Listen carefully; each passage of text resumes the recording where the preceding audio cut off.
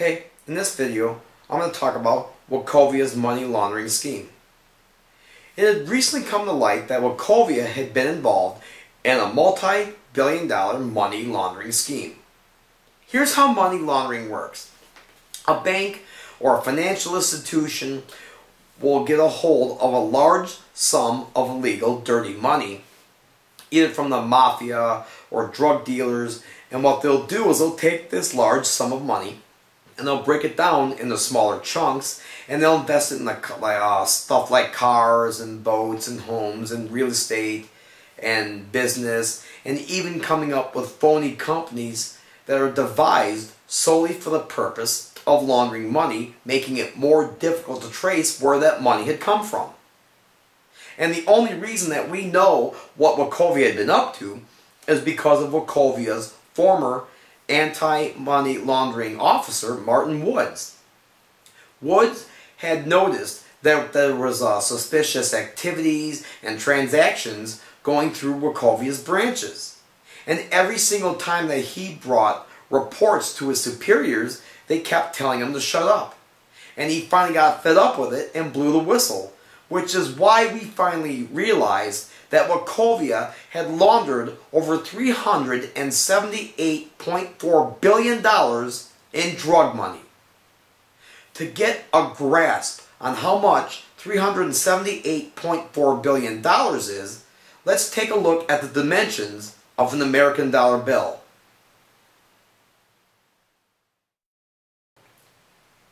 U.S. currency is 6.14 inches long, 2.61 inches wide, and 43 thousandths of an inch thick.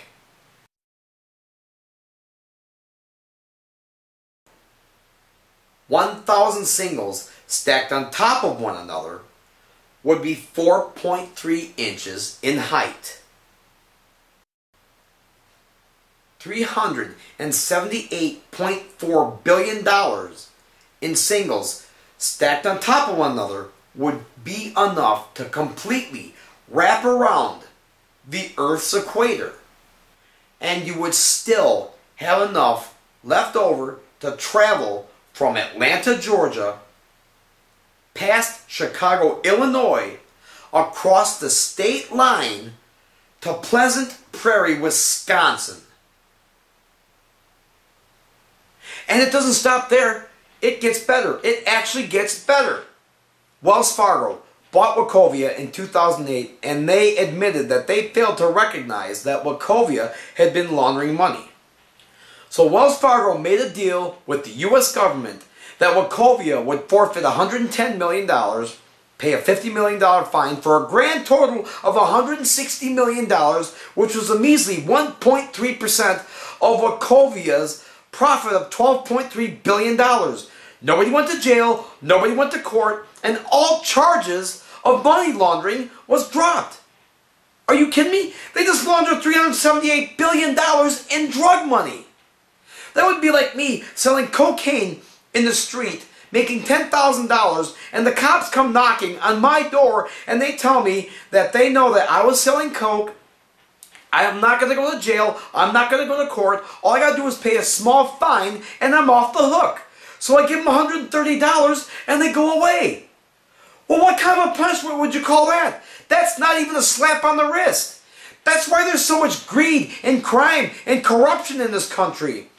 These crooked politicians, these evil bankers, and these greedy government officials are literally stuffing their pockets with millions and millions and millions of dollars every single day.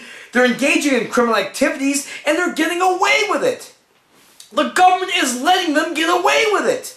And the government's just spending money left and right and we're going broke.